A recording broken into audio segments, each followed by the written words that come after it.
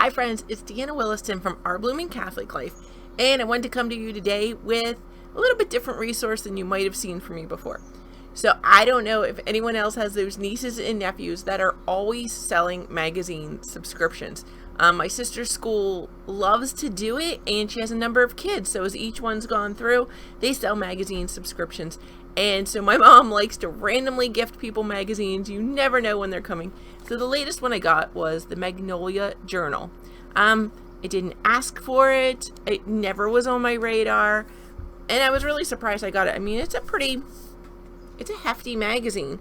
And it looks like it comes, I have no idea how often it comes. It says issue number 15, Risk. That's the title of it. That's what catches your eye. Look, you see her in this pretty landscape, which you expect to see Joanna Gaines, like in a beautiful landscape. She's wearing a flowery dress, but then it says, a look at risk. This is an issue about risk. And it's like, wait, what is this?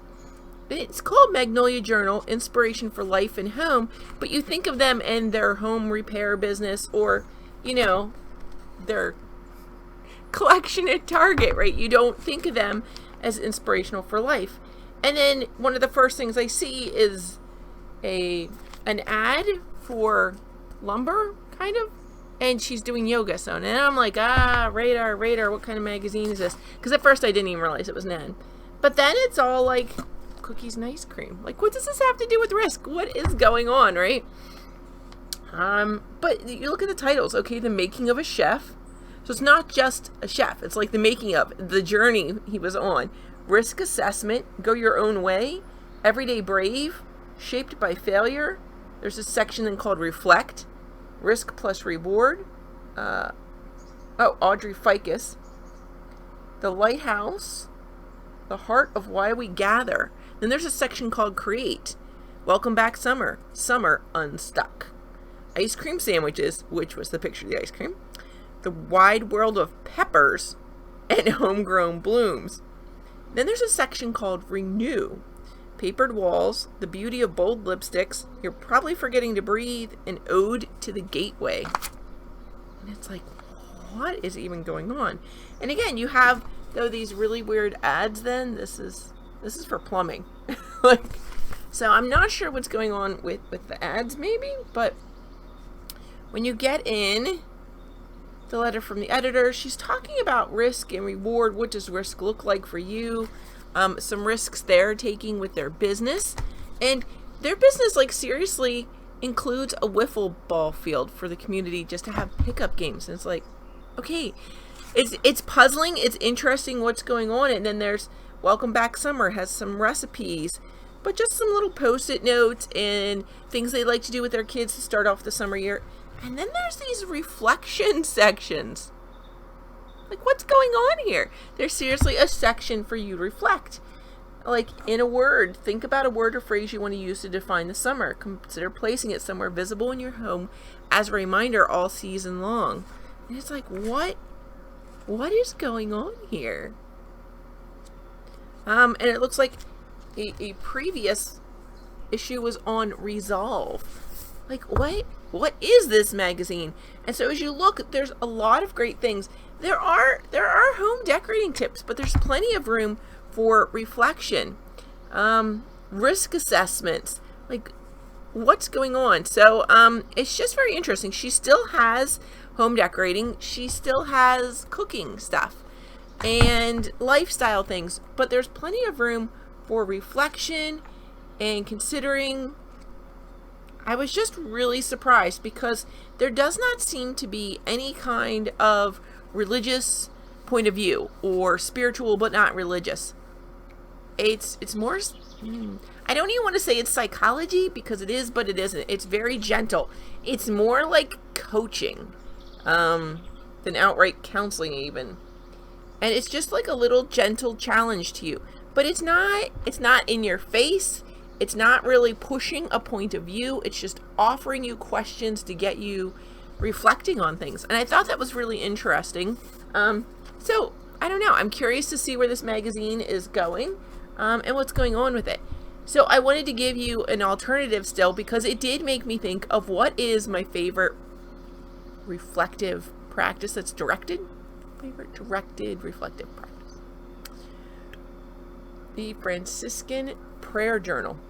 Now, I got this before I joined the secular Franciscans. It's funny, I actually ended up with 2 copies of this, so I think I passed one on because people were giving it to me as well. So when I was kind of started going to a shrine that's run by Franciscans and found out that there was a thing called secular Franciscans and then found out what that was, it's a little intimidating to just jump right into a meeting. It was for me.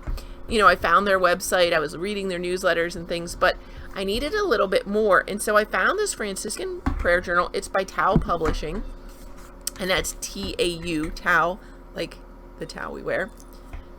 It was just made in 2016. And it's just interesting. So it tells you here they've brought together 30 meditations from other books and added some things to them. So how does it work? So first we have meditation 1. So there is a theme, service to others. And it tells you here, the love of God given in prayer comes to fruition in our caring for and sharing with others. There's an opening prayer. God of compassion, may our hearts be transformed so that we see the poor in our midst and generously share our personal goods. And then it gives you a little bit about Claire, some Claire's words, and a little reflection. So it's a reflection based off that. And then, by the way, never pull on these if they're wonky. You might rip your book. So they give you a little reflection on Claire. Like Claire's desire to live as Jesus did was expressed in her great tenderness and concern towards poor people. Claire understood that service to the human family was central to Christ-like living. It goes on, in the course of history, numerous people stand out for their work of mercy. It goes on, and then it says to you, though, whatever form our service take, Claire calls us to be co-workers of God among our neighbors. Recall persons who have assisted your religious or personal formation. Say their names aloud, slowly, praying for God's blessings on them. Examine ways in which you could follow their example of mentorship with people in your life. And then the next one. So there's several pages of these. So pray Claire's words to Agnes. I consider you my co-worker. Slowly and repeatedly, as if God's voice were saying the same words to you. Talk with God about the service that you perceive as your portion of God's work. Next one, look around you. What work of God needs to be done? Perform an action in which you have confidence and happiness that you are a co-worker of God. Consider how you might share your material goods today with people in need. Perhaps you can look in your clothes closet and choose to share some items that are still in usable condition. Study any possessions that are in excess of what you need. Plan a way to share these with people who need them. While Claire was still an adolescent, she sent money to those who were rebuilding the small chapel of St. Mary of the Portuncula so that they could buy food. Identify a practical way which you could help feed those around you who are hungry. Claire knew that a life of prayer was not a selfish life, but a means of service to the world. Listen to the international news today, and then pray a litany of places that are in need of God's blessing. Then there's a little bit called God's Word, so you get a little bit of scripture and a closing prayer, and then they give you additional pages if you've run out of room. So then the next theme, meditation 2, is going to include a passage from St. Francis. This book is lovely. I'm probably only got halfway through before my formation started, and I set this down because it is a time commitment. It absolutely is a time commitment. You could look at, like, maybe read the meditations and all on day 1. Day 2, start a reflection. So you could do it over the course of a week.